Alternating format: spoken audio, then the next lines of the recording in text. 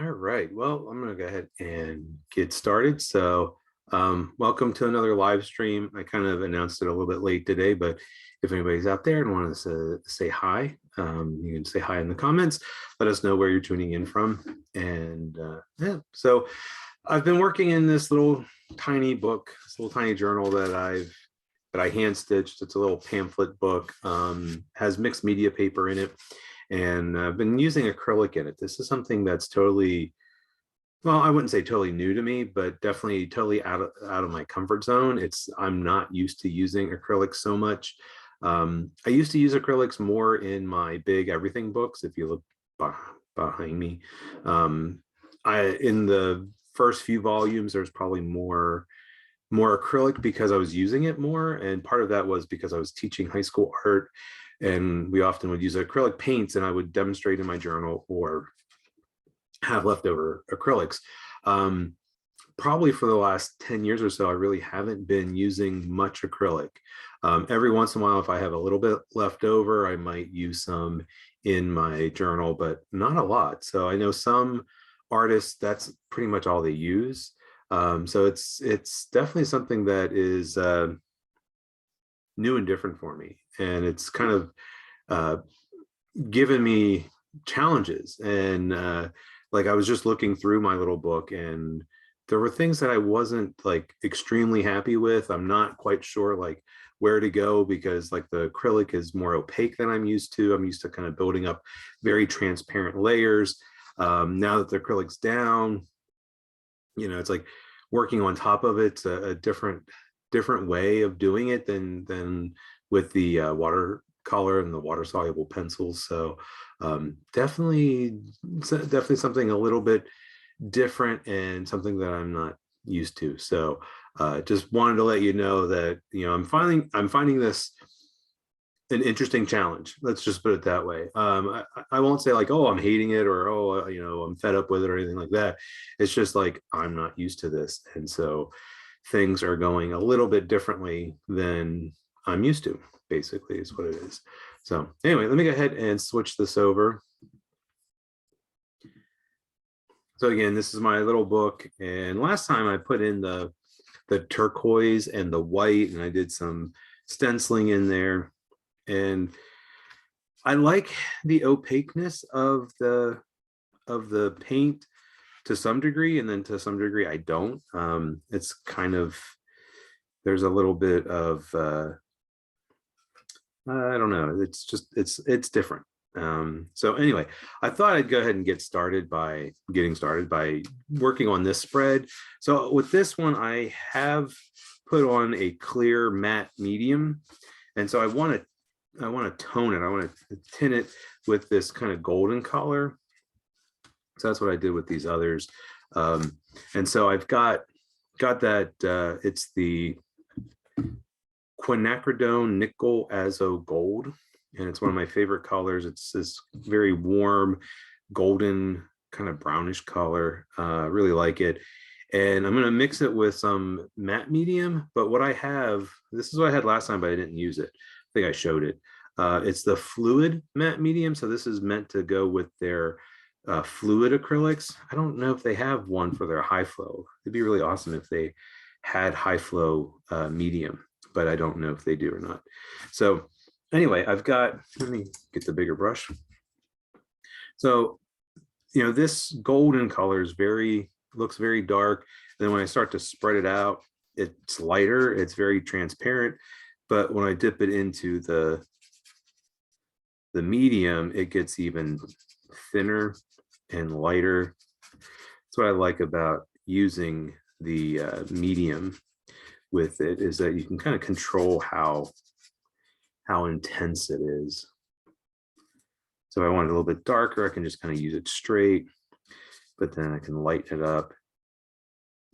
Just really get a nice glaze. I just like how that glazes over top of everything and gives everything that really warm feeling.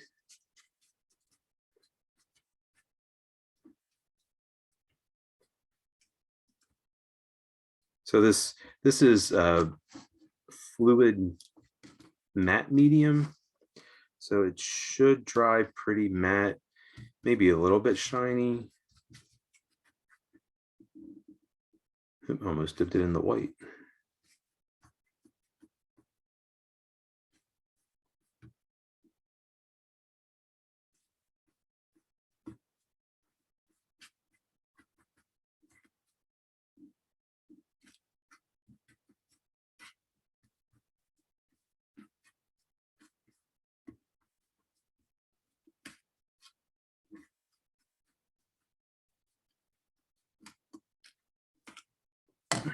I'm gonna hit that up with the hair dryer just to dry it because I don't want it stuck together.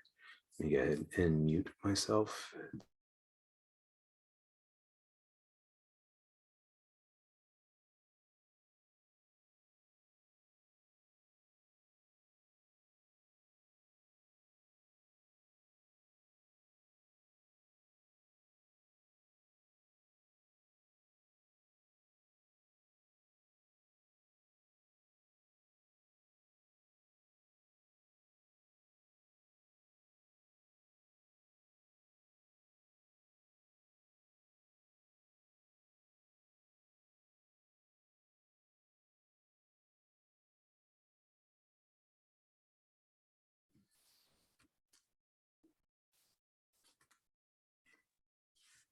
All right, so that's pretty dry. One of the things I noticed that there's a kind of a different feel between this page and this page.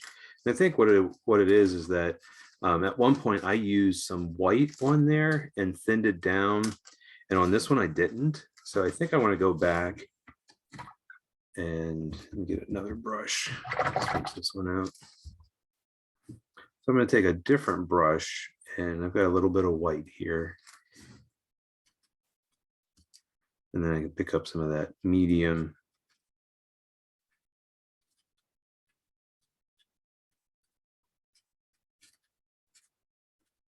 So the white just kind of gives it a little bit of a, like a frosty kind of appearance.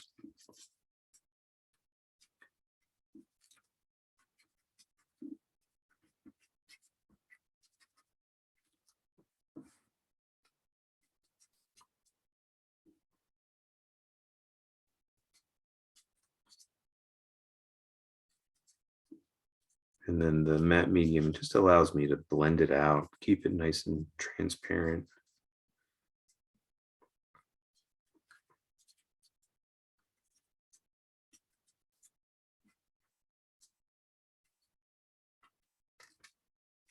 Then I want to go ahead and do a little bit of that on this side too. I think if I just kind of put my finger between the pages, I won't have to worry about it sticking together.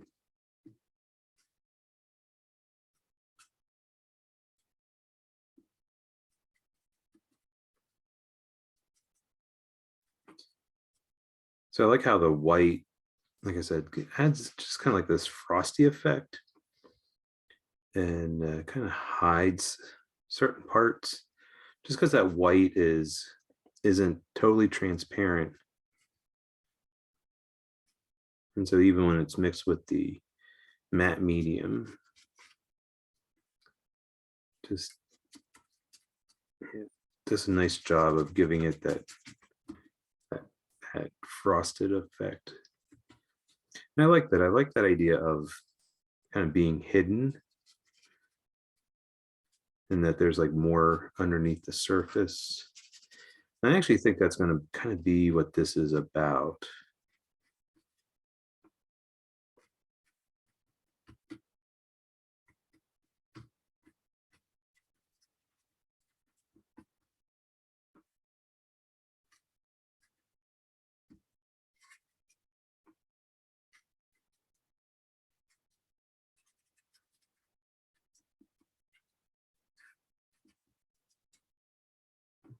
Yeah, let's go ahead and dry it.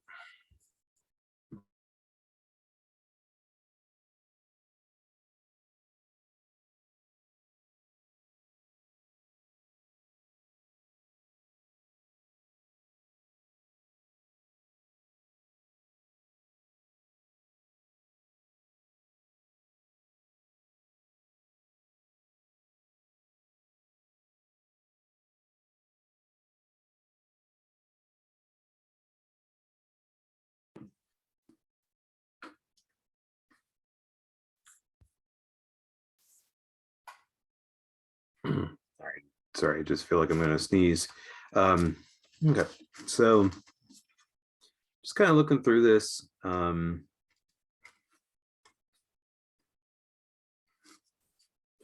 Yeah, just this idea of hidden, the colors are starting to kind of cover and uh, sort of obscure different parts. I had to come back and I used the red, kind of made that line stand back out. But I don't know, just I've latched onto that idea of hidden. And so I pulled out some stencils, and I think I want to use that. And I don't know if the word hidden will fit this. The stencils are a little bit big, but that might be kind of interesting. I like whenever things don't quite fit. All right, I'm going to use this paintbrush.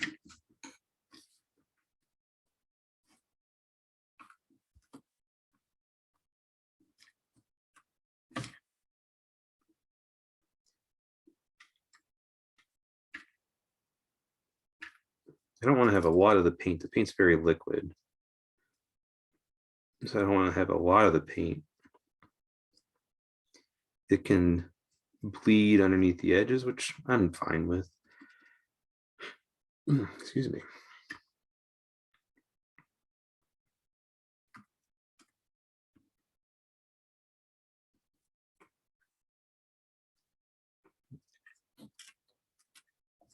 All right. Now, the thing is that, most often I'd want to let that dry, but I kind of like it whenever um, when I work right on top of it, and then some of the wet paint will pick up on the back of the stencil and get transferred. That can be kind of interesting.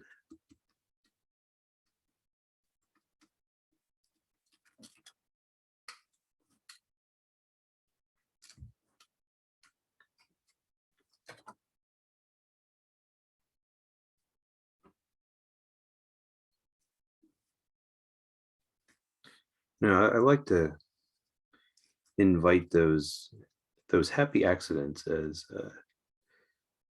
Bob Ross would call them.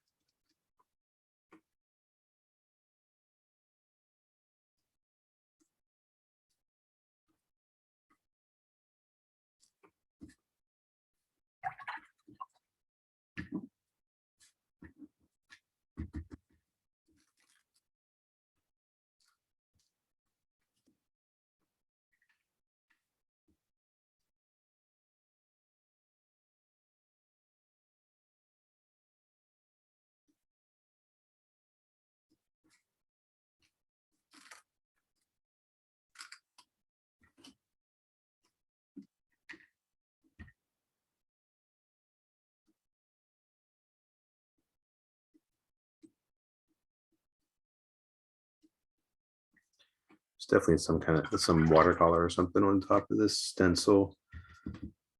It's the white paint is turning pink as I use it, which is kind of interesting.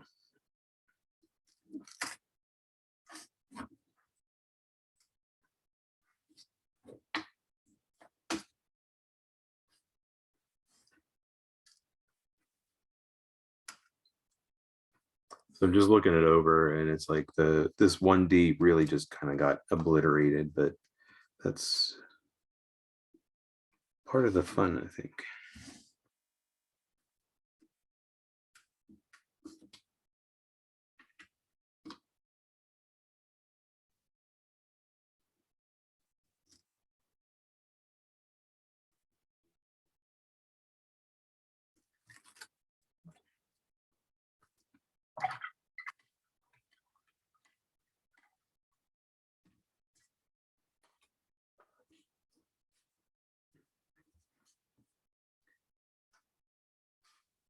And so I kind of like the fact that the word hidden is a little bit hidden because it's a little bit messy.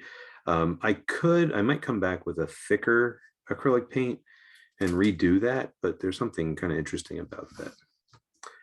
While that dries, I want to work on this page some more. right now, kind of the boldest things are the red line and then some of the black here. I want to bring some of that black kind of to the surface and on top of some of these other things. So I originally used a brush pen with India ink in it and did, a lot of these black lines, but they've gotten kind of covered up. They've gotten kind of hidden.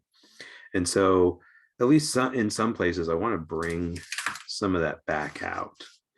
And so I'm going to use, instead of using that brush pen, which I might be able to, I don't know what the India ink will do on top of acrylic, probably just dry, but maybe be a little bit, maybe it'll scrape off easily. I don't know. I've never really used it. So I'm just going to use the black uh, marker. I haven't used it in a while, so just scribbling it on the black or the cover paper, make sure that it is working. So I think what I want to do, at least in some of these areas, is to bring that back out. And so I really like that wonky quality of the brush, how it got thick and thin. So I can kind of bring that out.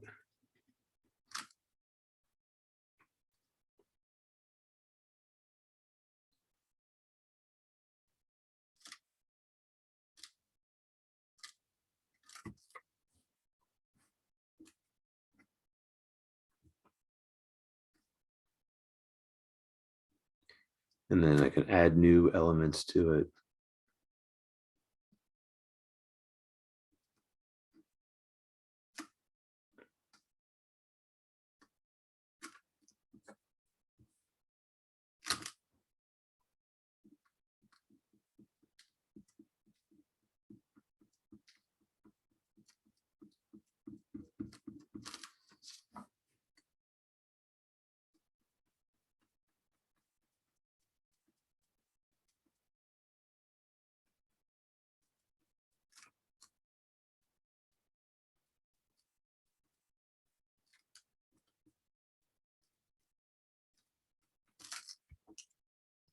Okay, so as I was doing that, I had an idea. I don't know if it'll work or not, but I'm gonna get this turquoise. So when I added it to the page, I had mixed it with some white, but I think I want to use it in its dark form. So just a little bit. I have a really small round brush. So I was putting those little black dashes in, and I kind of like that. And so I was like, oh, what if I took the turquoise and did the same, but did it with a brush and used the turquoise straight out of the bottle.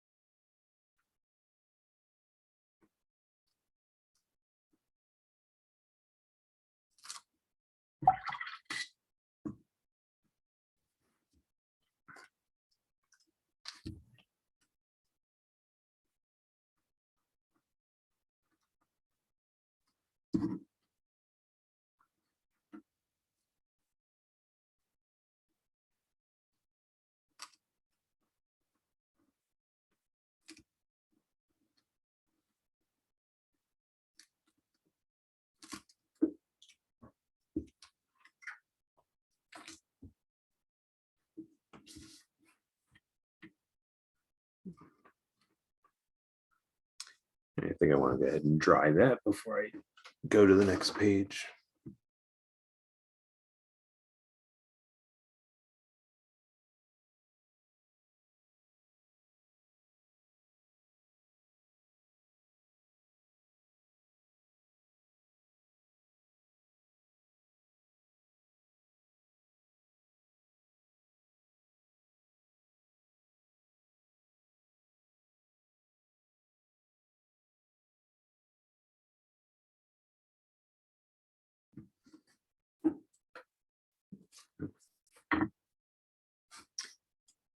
So I'm liking it a little bit better than before, but I don't know if it's like too much with all the textures and the lines.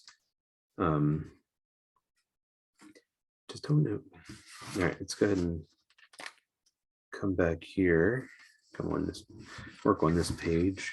So I just want to like kind of do this, some of the same things.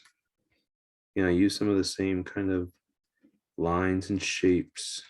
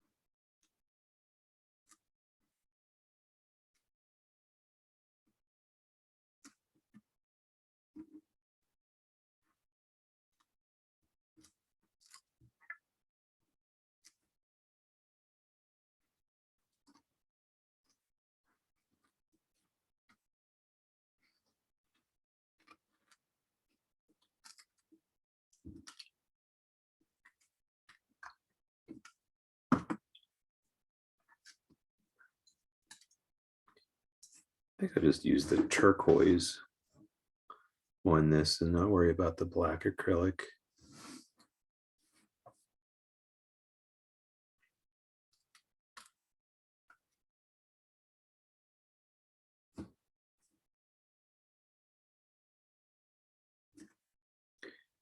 Deirdre saying how she likes how the darker lines bring the images back to the front a little. Yeah, they help tie in, especially whenever they kind of go over top of the images.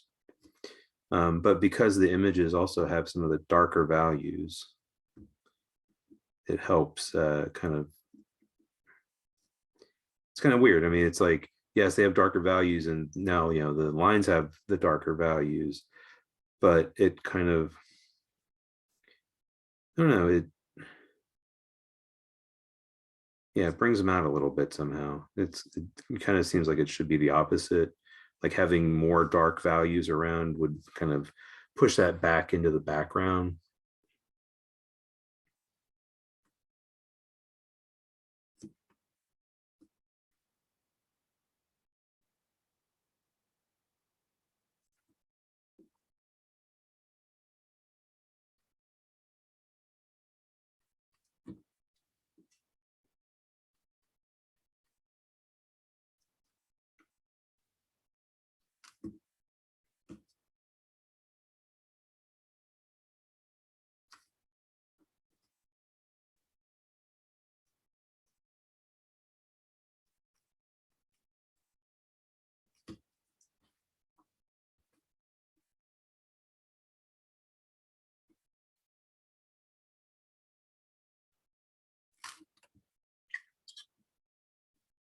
Okay, so as I was doing that, just a word popped in my head. So I was thinking about that idea of hidden, and then I don't know, looking at this kind of gave me this notion of dream.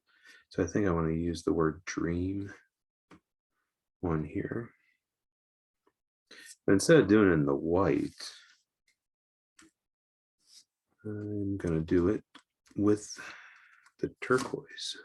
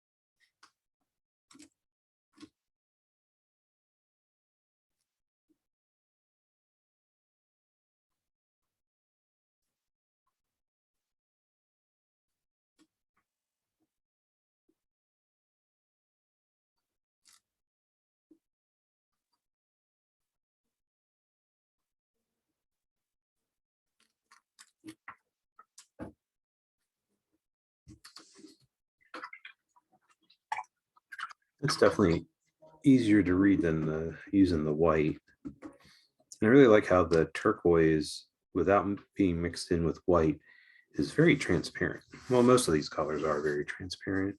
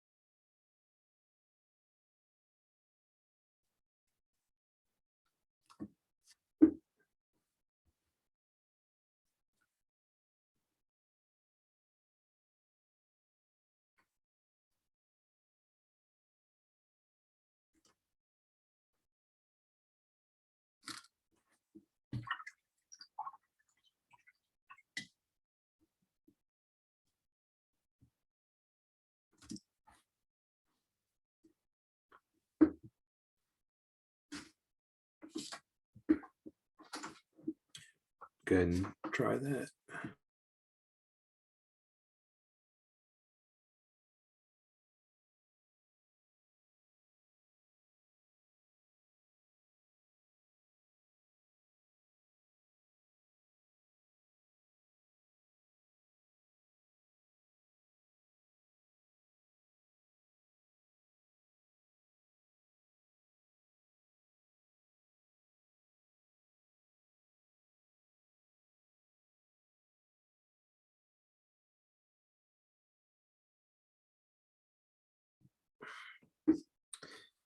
All right.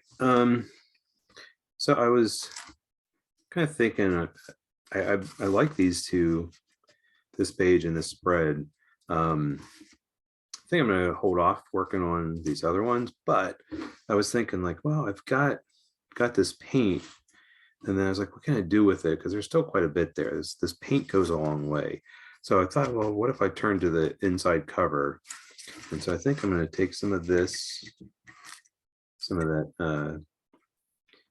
that azo gold, and paint that on here.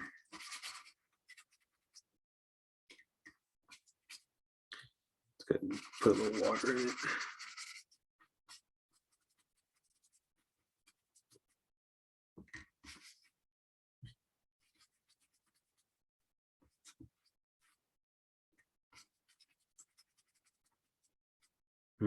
Might as well put some white into it.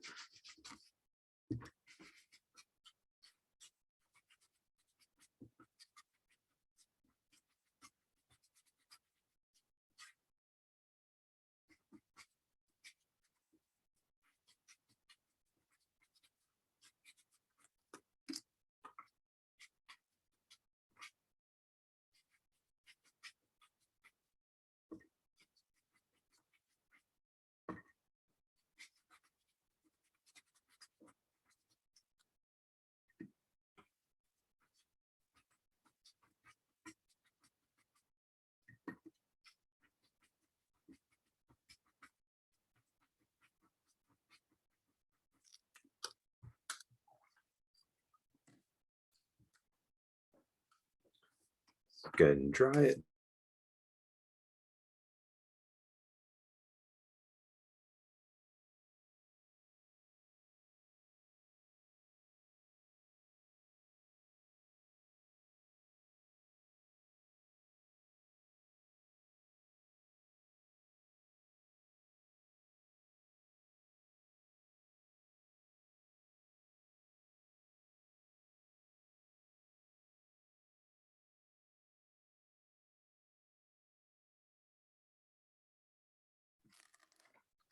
I was just kind of thinking I might do something with the cover as well. So since I've got a lot of the turquoise and the white,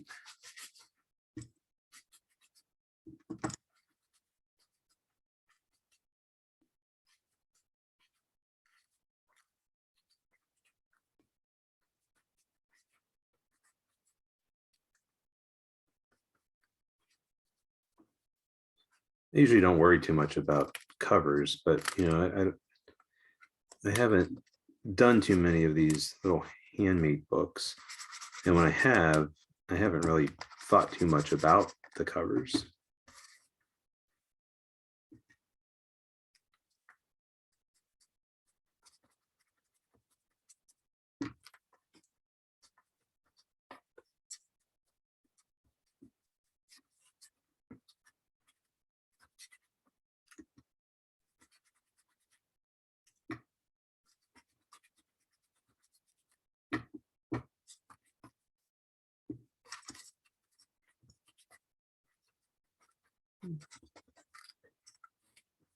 At least to get something going on the cover, I can always come back, add more later. A little bit more of this.